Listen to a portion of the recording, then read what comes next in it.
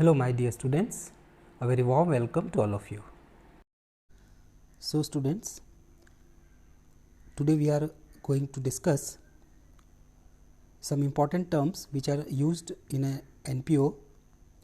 The first term is subscription. Meaning of subscription: annual membership fee given by members of NPO.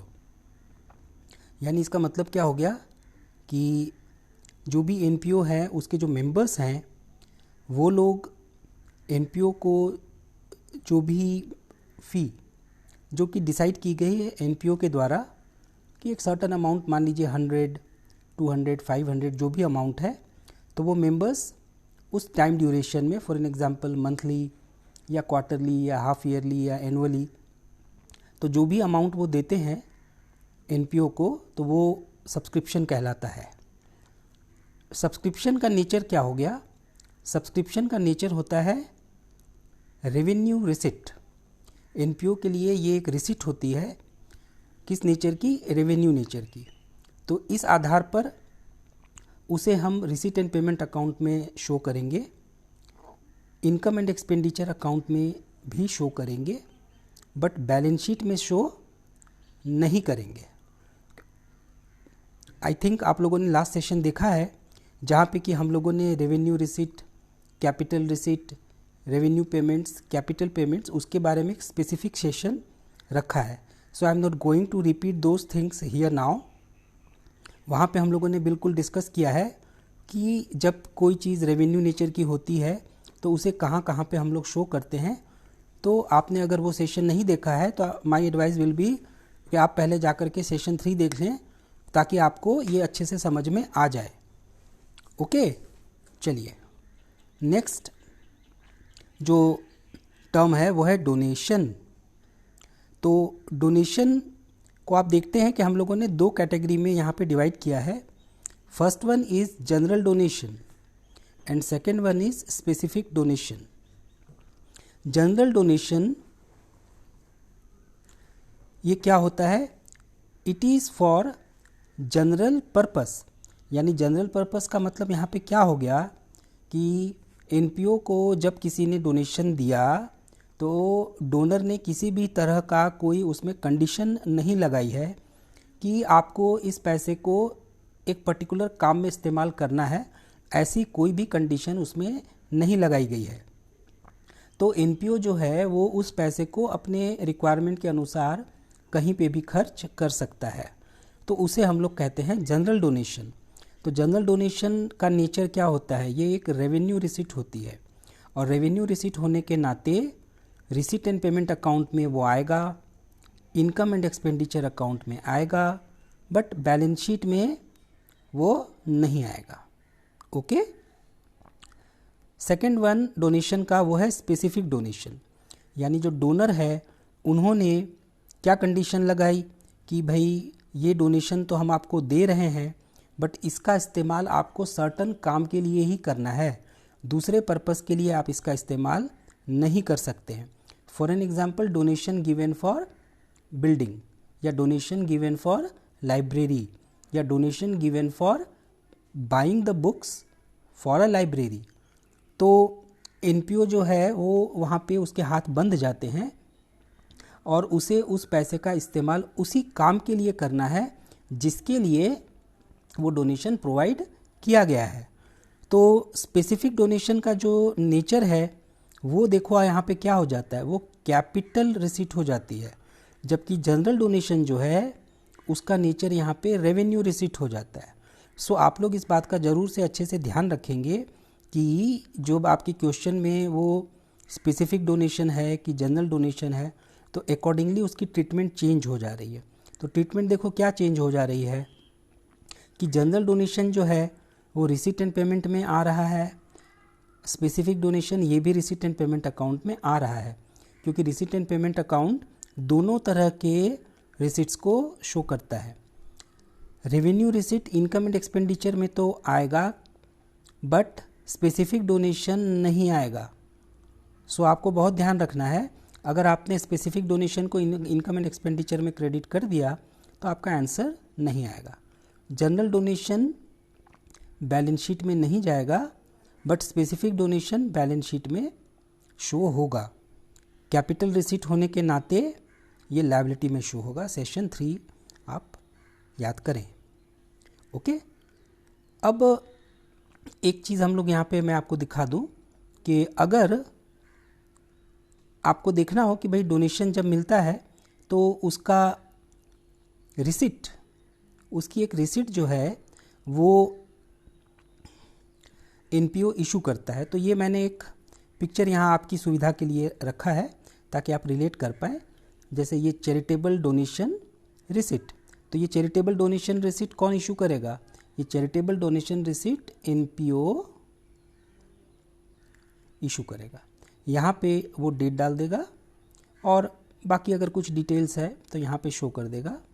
और यहाँ पे देखो लिखा है रिसीव्ड ऑफ, किससे मिला, तो उस व्यक्ति का नाम यहाँ पे लिख दिया जाएगा। अब उसने, जो व्यक्ति है देने वाला, उसने गुड्स दी हैं या सर्विसेज कुछ दी हैं या कैश दिया है, तो उसकी अमाउंट्स यहाँ पे वैल्यू डाल करके और ये जो है ये टोटल यहाँ पे शो कर देंगे। तो इस तरह से क्या हो गया कि जो डोनर है उसके पास ये एक सोर्स डॉक्यूमेंट हो गया, तो वो अपनी बुक्स में दिखा सकता है इसका।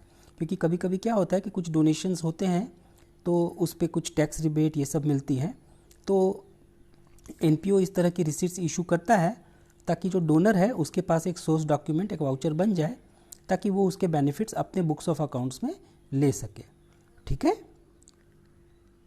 वापस आते हैं अपने वर्कशीट पे।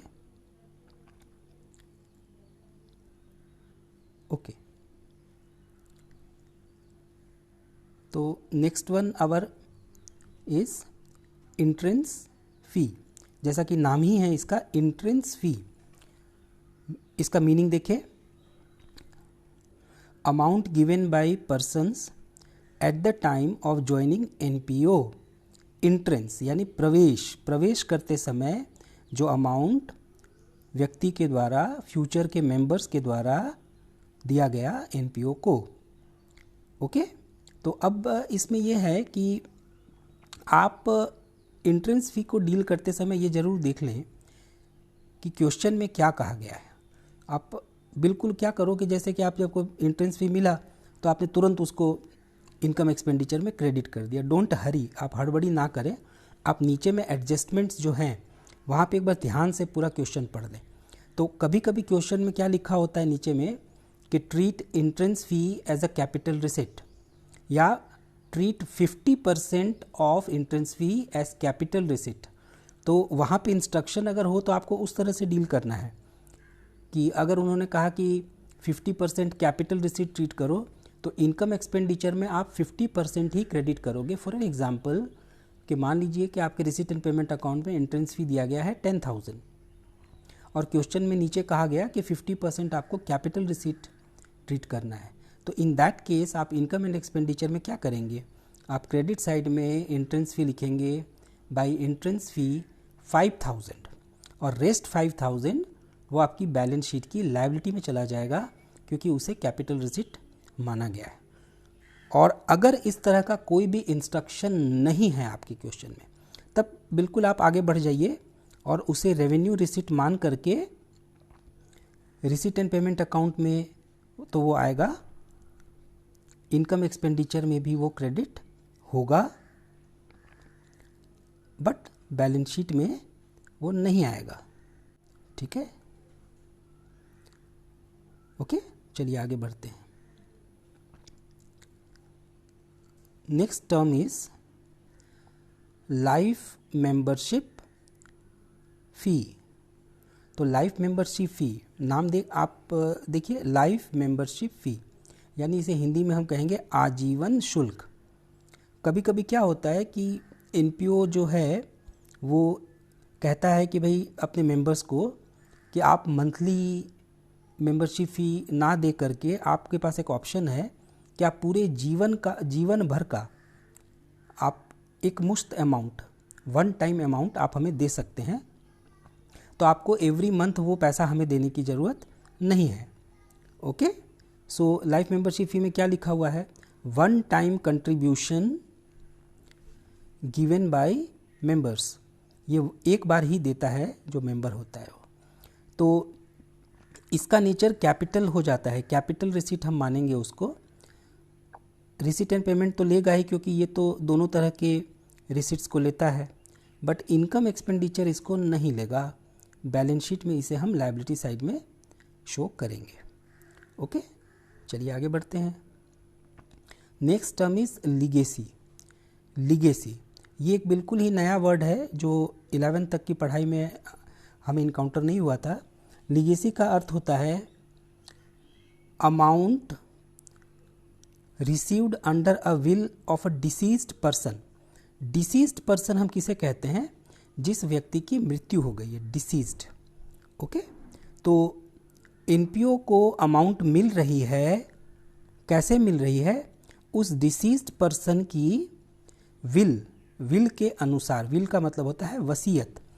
कभी कभी आपने जो है कुछ किसी मूवी में देखा होगा कि कोई व्यक्ति जब बिल्कुल अपनी डेथ की स्टेज पे होता है तो वो कहता है कि भाई मेरी वसीयत में आप ये पैसा, इतना पोर्शन ऑफ अमाउंट इनको दे देना, मेरे ब्रदर को दे देना या इस टेम्पल को दे देना, है ना। कभी कभी आप याद करो किसी सीरियल में या मूवी में इस तरह के सीन्स आपको रिकॉल होंगे, आए होंगे। तो इसी को हम लोग विल कहते हैं। तो मान लीजिए कि कोई व्यक्ति है और उसने अपनी विल में लिखा कि भाई हमारी प्रॉपर्टी का एक सर्टन पोर्शन, मान लीजिए 30% पोर्शन, ये एक पर्टिकुलर एनपीओ को दे दिया जाए। मान लीजिए उस एनपीओ का नाम है मदर टेरेसा फाउंडेशन। तो मदर टेरेसा फाउंडेशन को मान लीजिए कि 30% के हिसाब से 15 लाख रुपीज़ मिले, तो मदर टेरेसा फाउंडेशन उसको किस नाम से बुलाएगा, लीगेसी के नाम से बुलाएगा। ठीक है, तो लीगेसी का जो नेचर होता है, ये चूँकि वन टाइम रिसीट होती है तो इसका नेचर कैपिटल रिसीट होता है, और इस आधार पर ये इनकम एक्सपेंडिचर में नहीं आएगा, क्योंकि इनकम एक्सपेंडिचर कैपिटल नेचर के आइटम्स को कभी लेता ही नहीं है। ओके, तो बैलेंस शीट में इसे लायबिलिटी साइड में हम लोग शो करेंगे। ठीक है, तो एक मैंने लीगेसी यानी विल का एक फॉर्म आपके लिए यहाँ पे रखा है। तो देखो ये विल किस तरह की होती है, सैम्पल विल इंडिया, है ना।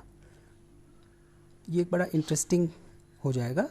देखो यहाँ पे जैसे लिखा आई, यानी वो व्यक्ति, और ये विल वो अपने जीवित रहते रहते बनवा लेता है लॉयर के पास जा कर के। ठीक है ना, तो यहाँ पे जैसे वो अपना नाम लिखेगा I, for an example mister Mohan, यहाँ पे उसकी एज लिख देंगे, है ना, और ऑक्यूपेशन वो क्या काम करता है, यहाँ पे डेट होंगी, और इस तरह से ये लीगल लैंग्वेज में यहाँ लिखा जाता है।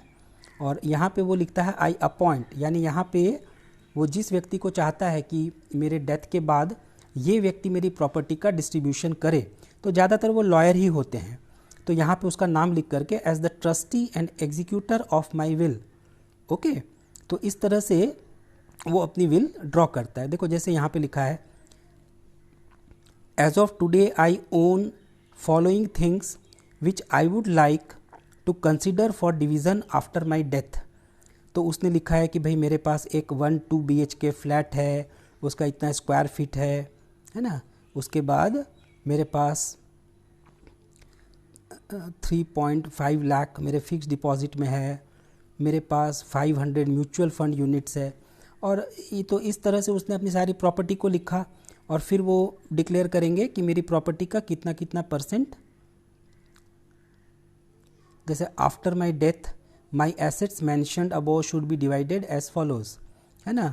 तो लिखा है कि जो आइटम ए यानी 2 BHK फ्लैट जो है वो मेरी वाइफ सुनीता को दे दिया जाए। ओके, तो ये आपको बहुत डिटेल में नहीं देखना, जस्ट आपको एक इंटरेस्ट आए कि भाई विल होती कैसे है, क्योंकि दिखती कैसे है विल, तो ये मैंने आपके लिए रखा। तो इस तरह से एक विल जो एग्जीक्यूट होती है, तो उस विल को क्या किया जाएगा, उसके आधार पर एनपीओ को वो अमाउंट प्रोवाइड करा दी जाएंगी। तो एनपीओ के लिए वो वन टाइम रिसीट होती है, इसीलिए एनपीओ क्या करेगा, उसे बैलेंस शीट की लायबिलिटी में शो करेगा। Okay, next thing is endowment fund. तो इंडोमेंट फंड का अर्थ यहाँ पे क्या लिखा हुआ है, amount received by NPO as a bequest or gift which is mainly used to generate specific income। अब यहाँ पे एक और टेक्निकल बात हम लोग डिस्कस कर लें कि यहाँ पे जो bequest वर्ड है, ये bequest वर्ड का मतलब भी होता है कि amount received under a will. तो बहुत बार हमारे मन में कन्फ्यूज़न होगा कि सर ये जो लीगेसी है तो ये भी तो विल के आधार पर ही अमाउंट मिली, और आप बोल रहे हैं कि ये बिक्वेस्ट भी वो जो है वो विल के आधार पे ही मिली। तो अंतर क्या हुआ दोनों में? तो अंतर क्या हुआ, मोटा मोटी डिफरेंस हम लोग समझ ले, otherwise these are very technical words जिसके बारे में हम लोग लॉ वगैरह पढ़ेंगे तो बहुत डिटेल में हम लोग जान सकेंगे। बट एक मोटा मोटी डिफरेंस क्या है कि लीगेसी में जो विल के द्वारा पैसा मिलता है वो ज़्यादातर मनी के फॉर्म में होता है, कैश के फॉर्म में होता है।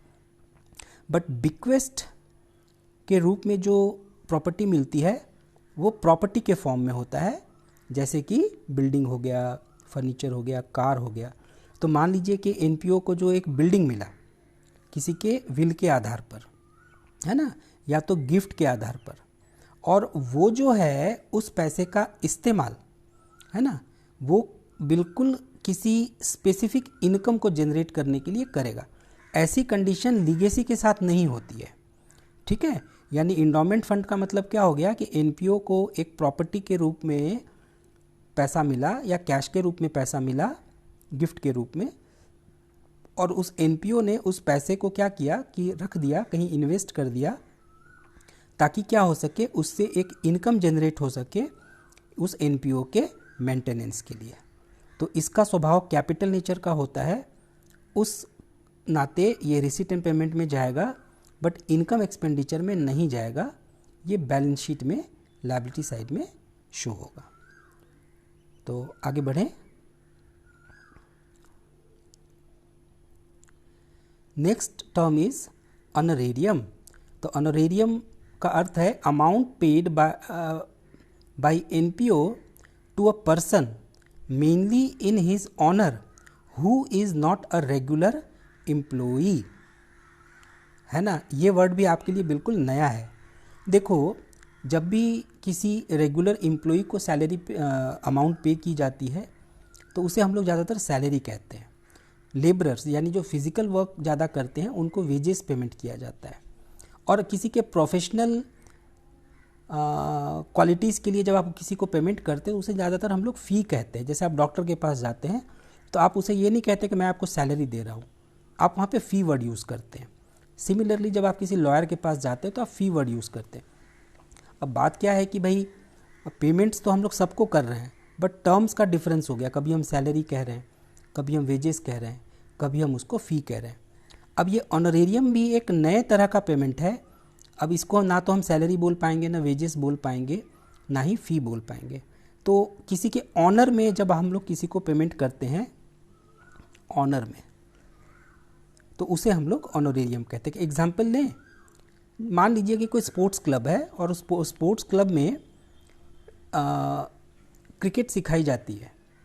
तो उस स्पोर्ट्स क्लब वाले ने किसी एक बहुत फेमस क्रिकेटर को बोला कि सर अगर आप मंथ में या 2 मंथ्स में एक बार आके बच्चों से मिले, उनको थोड़ा सा आप इनकरेज करें, थोड़ा सा उनको टिप्स आप दे के जाएँ तो बच्चों के लिए बहुत अच्छा होगा। तो वो जो क्रिकेटर है तो उन्होंने इस बात को कहा कि ठीक है मैं आता हूँ, और उन्होंने फिर आ करके बच्चों को इस तरह से मोटिवेट किया, उनको कुछ टिप्स दी, है ना। अब एनपीओ को ऐसा लग रहा है कि भाई हम लोग इनको कैसे ऑनर करें, तो उन्होंने क्या किया कि साल के लास्ट में एक चेक बना के उनको दिया और कहा कि sir this is on honour of you, ठीक है। तो उनको भी ख़राब ना लगे कि अरे ये तो मुझे सैलरी देने लग गया, ये तो मुझे वेजेस देने लग गया।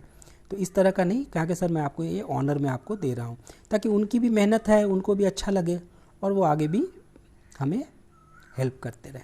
तो इस तरह इसको हम लोग ऑनरेरियम कहते हैं।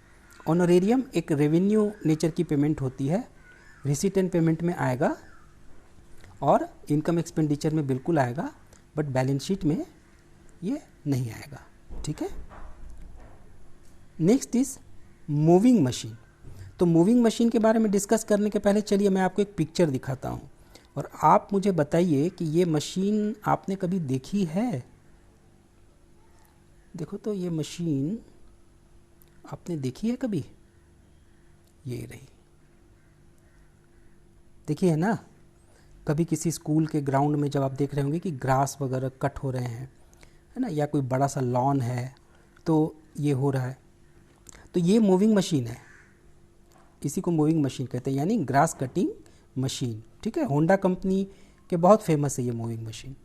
तो यही मूविंग मशीन है। ठीक है, ये चूँकि 11th में हमारे एसेट्स के लिस्ट में इस तरह का बहुत कम आता था, तो क्या है कि अब जैसे एनपीओ है, कोई क्लब है, कोई लॉन है, या कोई बड़ी सी हॉस्पिटल है या स्पोर्ट्स क्लब है, तो वहाँ पे ये सब का बहुत यूज़ हो जाता है, इसलिए यहाँ पे ये थोड़ा सा हाईलाइटेड हो गया। तो यही मूविंग मशीन है। ठीक है, तो मूविंग मशीन जो है ये एक एसेट है बिज़नेस के लिए। तो महंगा होता है, मतलब ऐसा नहीं है कि बहुत सस्ता मिलता है, इसका ये क्वालिटी प्रोडक्ट होता है होंडा कंपनी का। तो मूविंग मशीन जो है ये क्या है, ये कंपनी के लिए एक एसेट है। यहाँ पे मैंने कुछ लिखा नहीं है क्योंकि अब क्या लिखते हैं यहाँ पे, ठीक है ना। तो ये एक एसेट होता है ग्रास कटिंग मशीन, और इसको जब ख़रीदा जाता है तो ये कहा जाता है कि एनपीओ ने कैपिटल पेमेंट किया, एसेट के लिए पेमेंट किया। तो रिसीट पेमेंट तो दोनों तरह के पेमेंट्स को लेता है, तो ये शो करेगा, बट एसेट होने के कारण ये इनकम एक्सपेंडिचर में नहीं आएगा, बैलेंस शीट में ज़रूर आएगा। ठीक है, और इसके ऊपर मूविंग मशीन के ऊपर जो डिप्रिसिएशन है, आप क्वेश्चन देखोगे आराम से, क्वेश्चन में नीचे पढ़ लेना कि ये मूविंग मशीन जो है उस पर कुछ डिप्रिसिएशन लगाना है कि नहीं। तो उसके ऊपर जो डिप्रिसिएशन आप कैलकुलेट करेंगे वो एक रेवेन्यू स्वभाव का एक्सपेंसेस हो जाएगा, और उस नाते ये इनकम एक्सपेंडिचर में डेबिट होगा। और बैलेंस शीट में क्या करेंगे, बैलेंस शीट में उसे आप मूविंग मशीन से सबट्रैक्ट कर देंगे। ठीक है, मूविंग मशीन में डिप्रिसिएशन को आप एज सच अलग से नहीं दिखाएंगे, it will be used as a deduction from assets. जैसे आप 11th में करते थे, मान लीजिए फर्नीचर पे डिप्रिसिएशन, तो आप क्या करते थे, एसेट में फर्नीचर, उसकी वैल्यू लिखी, फिर लेस डिप्रिसिएशन, उसकी वैल्यू लिखी, और नेट वैल्यू को आपने बाहर लिख दिया। सेम ट्रीटमेंट करनी है इसकी। ठीक है, तो ये हो गया हमारा डिप्रिसिएशन ऑन मूविंग मशीन। और किसी भी तरह का डिप्रिसिएशन हो किसी भी एसेट्स पे, तो उसका ट्रीटमेंट यही होगा। और यहाँ पे हमने देखो रेवेन्यू पेमेंट्स नहीं लिखा है, क्योंकि डिप्रिसिएशन जो है it is a non cash expenses, ये एक एडजस्टमेंट एंट्री होती है। ठीक है, तो our next point is government grants. Government grants के लिए यहाँ पे हमने इसको दो पार्ट में डिवाइड किया है। One is general government grant and another is specific government grant. Government grant, अब वो गवर्नमेंट लोकल लेवल पे भी हो सकती है, जैसे म्यूनिसिपैलिटी से, तो आपके क्वेश्चन में लिखा होगा म्यूनिसिपल ग्रांट। कभी कभी स्टेट गवर्नमेंट से हेल्प मिलती है, ग्रांट का मतलब होता है हेल्प, तो स्टेट गवर्नमेंट से हेल्प मिली तो लिखा होगा स्टेट गवर्नमेंट हेल्प, और अगर सेंट्रल गवर्नमेंट से मिली तो सेंट्रल गवर्नमेंट हेल्प, या कभी कभी लिखा होगा केवल गवर्नमेंट ग्रांट। ठीक है, तो अगर उस गवर्नमेंट के ग्रांट के साथ ऐसा लिखा हुआ है कि ये ग्रांट क्यों दी जा रही है, किसी पर्टिकुलर काम के लिए, ठीक है, जैसे फॉर एन एग्जांपल लेबोरेटरी के लिए या लाइब्रेरी के लिए, किसी भी एग्जांपल को ले ले, तब उसका नेचर क्या हो जाएगा, वो कैपिटल नेचर का हो जाएगा, और उसे हम इनकम एक्सपेंडिचर में नहीं लेंगे, बैलेंस शीट में ज़रूर लेंगे। लेकिन अगर कुछ नहीं लिखा है क्वेश्चन में कि भाई ये किस काम के लिए दिया जा रहा है, केवल लिखा हुआ है रिसीट एंड पेमेंट अकाउंट में टू गवर्नमेंट ग्रांट या टू म्यूनिसिपल ग्रांट, तो उसका स्वभाव जनरल नेचर का हो जाएगा। यानी इसका किसी भी तरह से इस्तेमाल किया जा सकता है, तो उसका स्वभाव रेवेन्यू हो जाता है, revenue receipt and payment account में आएगा, इनकम एक्सपेंडिचर में भी आएगा, बट बैलेंस शीट में ये नहीं आएगा। ठीक है, तो ये हम लोगों ने जो इम्पोर्टेंट टर्म्स है, बाकी बहुत सारे टर्म्स आपको मिलेंगे बट वो लगभग आपके जाने पहचाने होंगे, ये थोड़े से अलग तरह के टर्म्स थे, इसीलिए हम लोगों ने इसका डिस्कशन किया। और हमारे नेक्स्ट सेशन में जब हम लोग न्यूमेरिकल्स करेंगे तो इससे आपको बहुत ज़्यादा मदद मिलेगी। एक वर्कशीट मैं आपको और दिखाऊं, देखो ये, ठीक है ना, देखो ये एक रिसीट एंड पेमेंट अकाउंट बहुत अच्छा मुझे मिला, तो मैंने आपके लिए इसको डाउनलोड किया। ये रिसीट एंड पेमेंट अकाउंट का ओपनिंग बैलेंस हो गया कैश और बैंक का। अब देखो ज़्यादातर आपको इस तरह के क्वेश्चंस बहुत कम दिखते हैं, देखो यहाँ पे इन्होंने कितने अच्छे से लिखा है, टू रेवेन्यू रिसिट्स, है ना, और capital receipts, revenue payments, capital payments. तो लास्ट सेशन की इंपॉर्टेंस अब आपको समझ में आ रही है ना। देखो रेवेन्यू रिसिट्स यानी ये रिसिट एंड पेमेंट अकाउंट है, तो उसने क्या किया, रेवेन्यू रिसिट को भी लिया और कैपिटल रिसिट्स को भी लिया, रेवेन्यू पेमेंट्स को भी लिया और कैपिटल पेमेंट्स को भी लिया, ठीक है। अब ये जितनी भी हमारी रेवेन्यू रिसिट्स हैं,